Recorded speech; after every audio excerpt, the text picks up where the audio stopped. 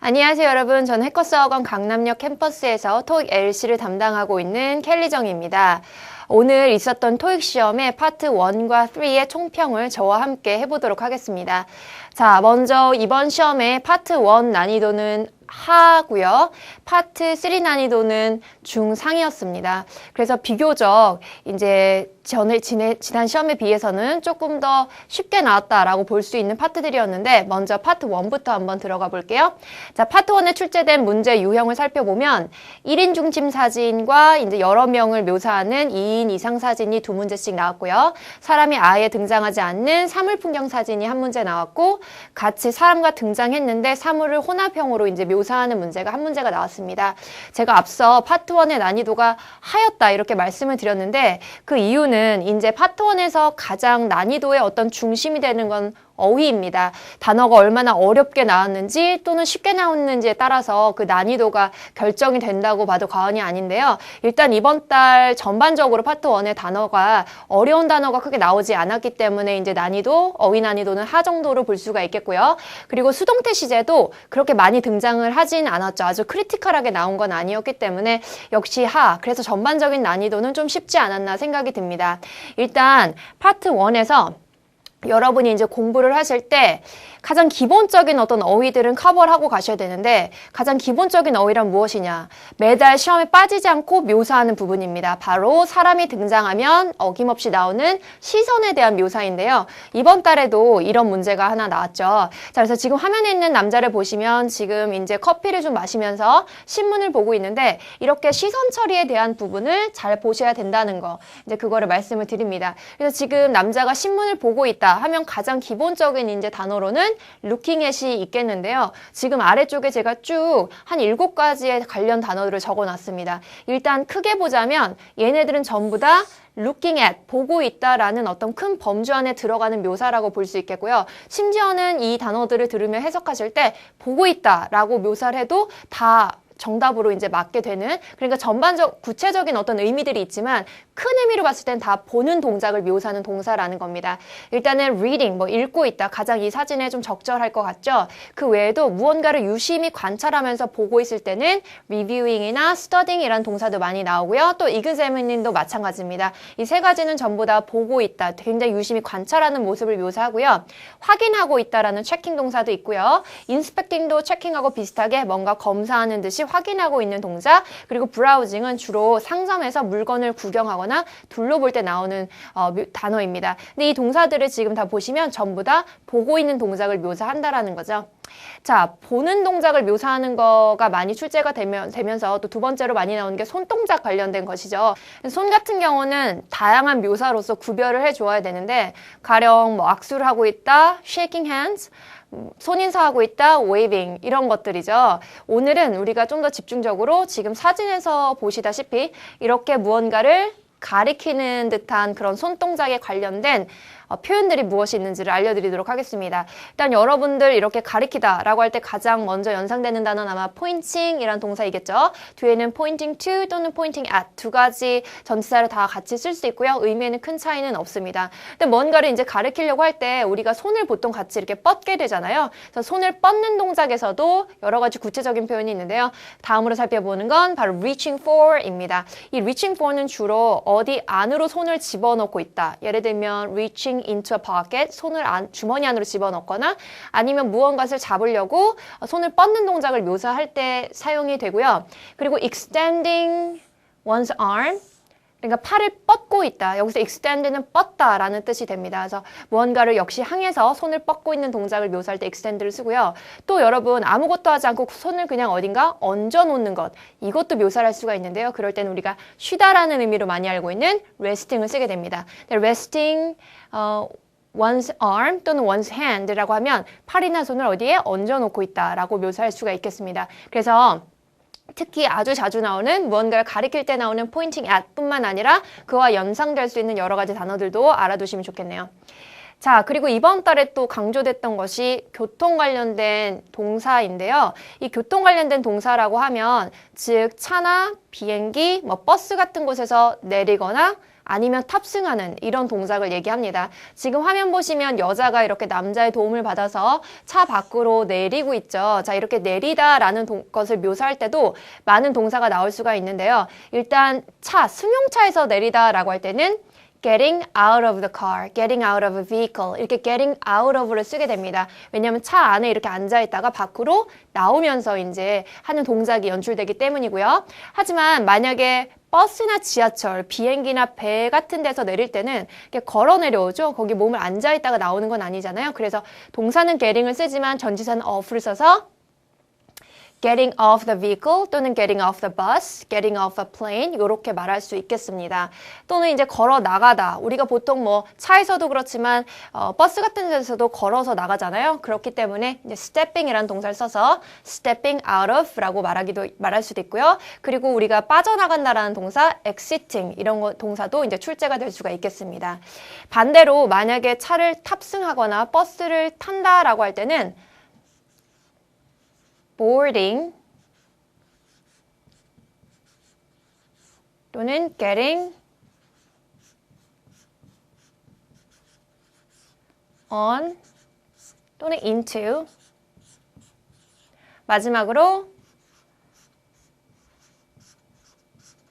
stepping into 네, 이런 동사들도 쓸 수가 있겠네요. 그래서 짝꿍으로 같이 알아두시면 좋겠죠.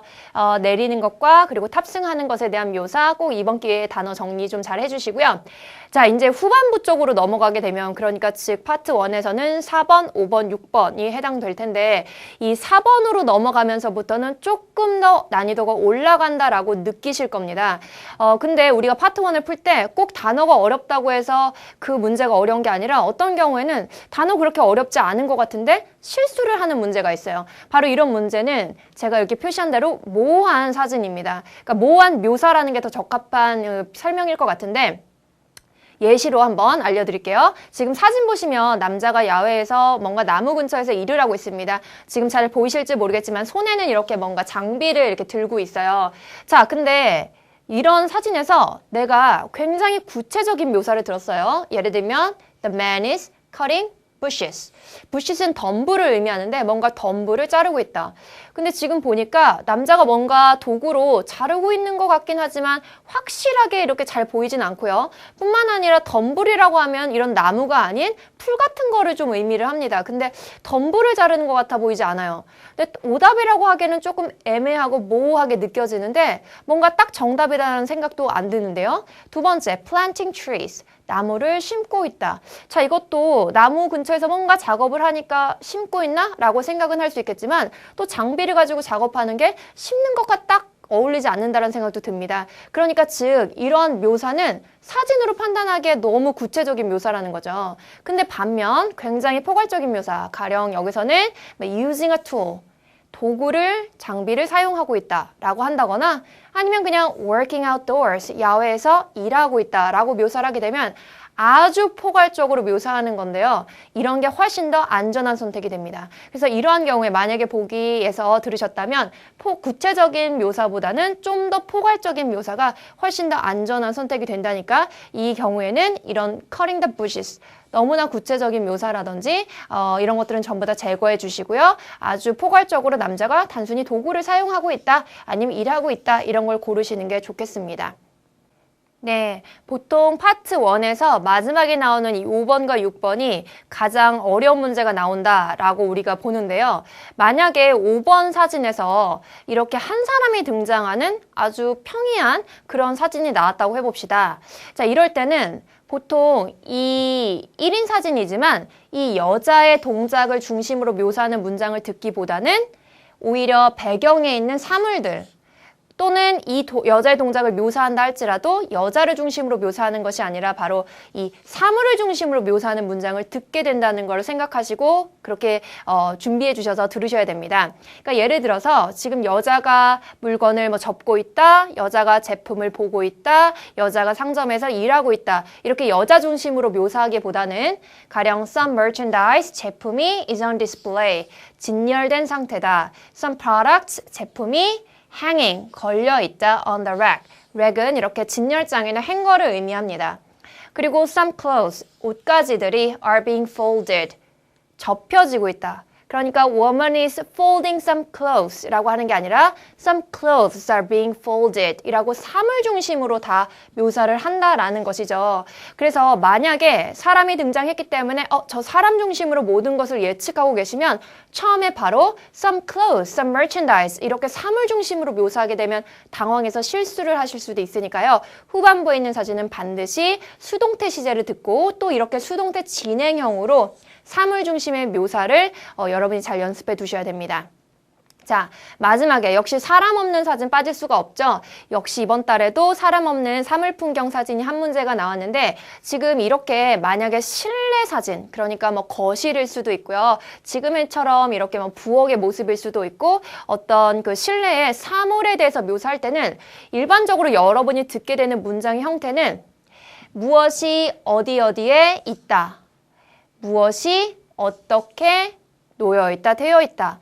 이런 형태의 문장을 듣게 됩니다. 그래서 일단 해석을 하실 때도 무엇이 여기 정확히 잡으시고요. 어디에 있다라는 위치에 대한 묘사, 무엇이 어떤 상태에 있는지 이 형태로 해석이 간다라고 여러분이 좀 패턴을 익혀두시면 훨씬 더 빠르게 순발력 있게 여러분이 해석을 따라갈 수 있을 거라 생각이 듭니다. 그래서 지금 화면 보시면 이런 문장 가능하겠죠?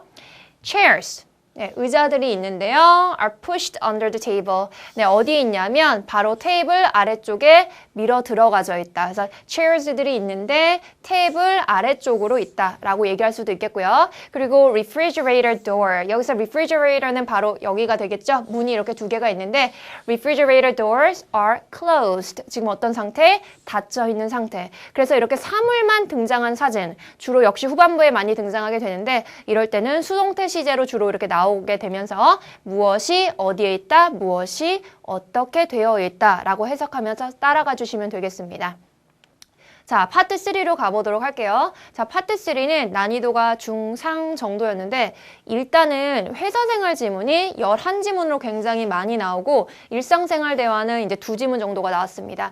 근데 아무래도 파트 3가 파트 4보다는 좀 변수라고 해야 될까요? 굉장히 특이한 내용도 많이 나오는 편인데요. 이번 달은 무슨 비행기 안에서 막 대화를 나누는 그런 얘기, 그리고 라디오 방송에서 갑자기 3인이 등장하면서 대화를 나눈다든지 약간 파트 3에 조금 레어템이라고 할 만한 그런 대화들이 나오면서 익숙하지 않은 내용이 딱 나왔을 때 좀 당황하셨을 수도 있을 것 같습니다. 그래서 난이도가 조금 높았다라고 볼 수가 있겠고요. 자, 문제 유형 쪽 보시면 이제 직업이나 장소를 추론해서 도입부에서 푸는 문제가 5문제, 대화의 주제나 목적에 대해서 묻는 문제가 3문제, 그리고 보통 부탁하거나 뭔가 해주겠다, 제안 또는 제공을 하는 그런 문제가 5문항, 미래에 이어서 할 일에 대해서 묻는 문제가 4문제가 나왔는데요.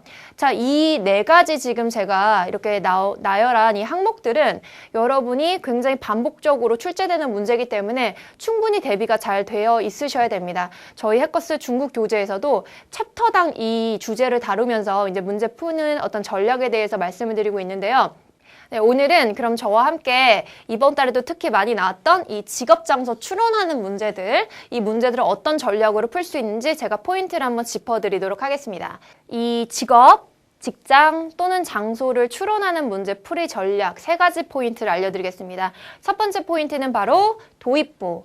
구체적으로 말해 특히 첫 대사를 잘 듣자입니다. 그리고 첫 대사를 잘 들으실 때 특히 동사나 명사 위주로 잘 들으시면서 굉장히 순발력 있게 단어를 캐치해서 답을 찍어내셔야 돼요. 그리고 이거는 파트 3, 4 동일하게 적용되는 포인트인데 이 직업이나 직장을 추론할 때 가장 많이 나오는 단서는 바로 소속 부서 이름과 회사 이름입니다. 자, 앞쪽에 회사 이름이나 또는 부서 이름, 회사 이름은 특히 고유 명사랑 나올 수가 있잖아요. 그런 내용이 나온다면 집중해서 잘 들어주셔야 되겠습니다. 자, 그러면 어떻게 우리가 이런 주제, 장소나 직업, 직장 추론할 수 있는지 몇 가지 저와 한번 연습을 해보자. 자, 첫 번째, 하는 일에 대해서 우리가 듣게 됩니다. 근데 처음에 인사 멘트가 How can I help you? 어떻게 도와드릴까요? 손님, 이런 식의 이제 톤으로 가게 되는데요. 그렇게 된다면 이 사람의 직업은 상담사, 즉 고객 서비스 직원 상담사, 뭐 customer service representative 이런 거이라고 우리가 추론해 볼 수 있겠죠? 자, 직장을 추론하는데요. 얘네들이 무슨 일을 하냐면 하는 업무를 언급하는 와중에 ad campaign, 여기서 ad라는 단어 여러분 놓치지 않도록 주의해 주셔야 돼요. 발음 아주 짧게 지나가는데요. 이 ad campaign은 바로 광고를 의미하죠. 따라서 광고에 관련돼서 막 업무를 얘기한다. 얘네들은 어떤 회사 다니겠어요? 네, 광고회사, advertising agency 이런 거 답으로 찍어내실 수 있어야 되겠죠. 세 번째, 뭔가 우리가 이 두 사람이 어디서 일하는 사람일까 추론을 해야 되는데 거기 막 들리는 명사가 쭉쭉쭉 나오는 단어가 일단 station, host, today's show 뭐 이런 게 나오네요. 자, 그러니까 오늘 쇼고 호스트 진행을 하면서 스테이션 이런 거 나오니까 만약에 보기에 라디오 스테이션 이런 거 나온다면 또 정답으로 가지고 오실 수 있어야 되는 거고요.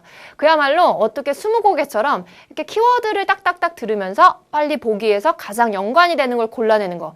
이런 순발력이 필요하다는 거죠. 마지막으로 overhead bin, flight 이란 단어 나오네요. 여러분 flight 하면 비행기인데 overhead bin은 이제 탑승하면 그 위에 짐을 싣는 수화물칸 있잖아요. 이제 그걸 의미합니다. 그러니까 얘네들은 어디라고 우리가 장소를 생각해 볼 수 있냐면 이런 게 연상되는 곳 당연히 on an airplane, 기내안이라고 볼 수도 있겠죠. 그래서 어떻게 보면 이 추론하는 장소 직업 추론 문제는 여러분들이 이런 식으로 제가 지금 정리한 대로 어떤 단어를 들으면 무엇을 추론한다. 이렇게 노트에다가 정리를 해놓으시면 특히 이 문제에 어려움을 겪으시는 여러분들께서 잘 헤쳐나갈 수 있을 거라고 생각이 됩니다. 자, 역시 파트 3에서 난이도가 좀 높았던 문제는 의도 파악 문제. 그러니까 이렇게 따옴표에 어떤 인용구를 제시하면서 화자가 이 말한 의도가 무엇입니까? 이걸 묻는 문제였는데요. 저와 함께 한번 연습을 해보도록 합니다. 보통 문제가 이렇게 제시되죠. 뭔가 하는 말을 일단 띡 주고 그게 두 주가 됐다. 이렇게 어떤 문장을 주고 보기를 우리가 읽게 됩니다. 배달이 너무 늦다라는 의미. 그게 벌써 2주나 지났어요. 배달이 된 지 2주나 됐는데 배달 아직 안 오고 있다. 이런 맥락인 것 같죠? 그러니까 A가 정답이려면 2주가 된 게 뭔가 배송이 지금 된 지 기다린 지 2주나 됐고 아직 안 왔다. 이런 맥락일 것 같고요. 두 번째, 물건이 제대로 작동을 해야만 한다.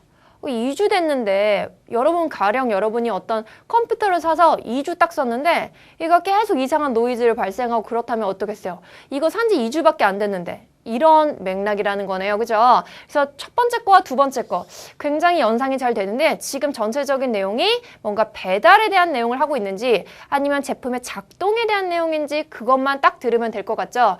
일반적으로 이 의도 파악 문제는 항상 따옴표 직전의 문장 여기를 잘 들어야 된다는 거 그리고 전체적인 맥락과 흐름에 맞는 걸 고르시면 된다는 거.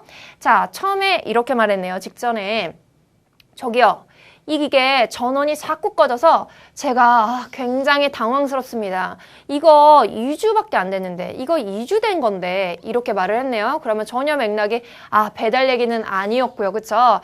지금 어떤 물건이 제대로 작동하지 않고 있기 때문에 should work properly. 이거 제대로 작동해야 되는 거 아닙니까? 2주밖에 안 됐는데 이런 톤이었으니 정답은 B로 간다. 그래서 이 문제를 정리하실 때는 반드시 여러분이 그 지문을 듣기 전에 보기별로 주변에 어떤 상황이 주어져야 정답이 되는가 핵심 단어를 표시를 하시고 각각의 상황을 생각해 보시는 거 이것이 도움이 많이 됩니다. 네, 마지막으로 우리 파트 3의 시각자료 문제 유형 봅니다.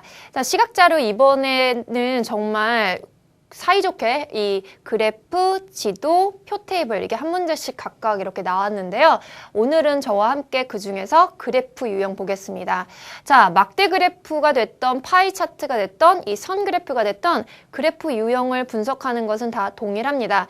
오늘은 그 중에 막대 그래프 볼 건데요. 제일 먼저 해야 될 일 바로 제목을 보는 것. 제목에 있는 것이 이 그래프가 어떤 정보를 나타내는지 알려주는 가장 중요한 힌트니까요. 반드시 해석을 잘 해두시고 그 다음에 X축에 있는 거가 이제 그 보기에 있는 거겠죠. 선택지겠죠. 그래서 Product A, B, C, D 네, 이렇게 확인을 합니다. 자, 그리고 이 시각 자료는 여러분들이 미리 예측을 잘하면 잘할수록 정답을 쉽게 가지고 오실 수가 있어요. 그래서 어떤 걸 듣게 될지 여기선 두 가지를 예측할 수 있습니다. 첫 번째, 가장 많이 나오는 건 바로 최상급이나 또는 비교하는 걸 잘 듣자. 그러니까 즉 이 그래프의 모습, 이 네 개의 프로덕트를 비교하는 묘사를 잘 듣자라는 거죠. 지금 sales에 대해서 나오고 있는 그래프니까 예를 들면 sales were most successful. 가장 successful 했다. 뭐 product G가 되겠네요. 그죠? 그리고 lowest selling. 가장 적게 저조하게 판매가 되고 있다. 라고 하면 product A 이렇게 갈 수도 있겠고요. 그죠? 그래서 이 그래프의 서로의 비교를 하고 최상급을 묘사하는 부분 이런 거 잘 들어주셔야 되고요. 두 번째 예측할 수 있는 포인트는 바로 뭘까요? 네, 바로 Y축에 있는 숫자에 대한 부분입니다. 그래서 숫자에 대한 내용은 요즘에 좀 종종 등장을 하고 있는데 예를 들자면 지금 박스에 대한 이 개수를 얘기하는 거잖아요. 그렇기 때문에 숫자도 살짝 보시면서 만약에 질문에서 20 boxes 이렇게 들려요. 그러면 20 boxes 정답은 product D 이렇게 골라내실 수 있어야 되고요. 아니면 less than 10 boxes 10박스 미만이 되는 거죠. 지금 여기 10박스가 이 정도니까 10박스 미만은 네, product A가 되겠네요. 그래서 그래프를 보실 때 아주 단순합니다. 일단 제목을 보시면서 그래프가 무엇을 나타내고 있는지 그것을 파악하시고 그 다음에 미리 음원을 듣기 전에 그러니까 즉 이제 대화를 듣기 전에 미리 최상급 highest, most, lowest, second 이런 단어도 생각해 보시고 그리고 들으실 때는 약간의 숫자에 대한 묘사도 나올 수가 있으니 그 부분도 집중하자 이렇게 정리해 주시면 되겠네요. 네, 여러분 오늘 총평 들으니까 어떠셨나요? 아마 좀 아쉬운 부분이 있으셨을 수도 있고 아니면 시험 오늘 잘 본 것 같다 라고 굉장히 기분이 좋으신 분들도 있을 것 같은데 어쨌든 오늘 저와 함께 살펴봤던 파트 1과 3의 팁들을 다음 시험에도 꼭 적용을 하셔서 좋은 결과를 낼 수 있기를 바라겠습니다. 아침부터 시험 보시고 또 저와 총평까지 같이 보시느라 너무 수고 많으셨고요. 오늘 보시면서 또 이런 부분은 내가 놓친 것 같다 좀 아쉬운 부분도 있었을 거라는 생각이 드는데 오늘 배운 것을 팁으로 해서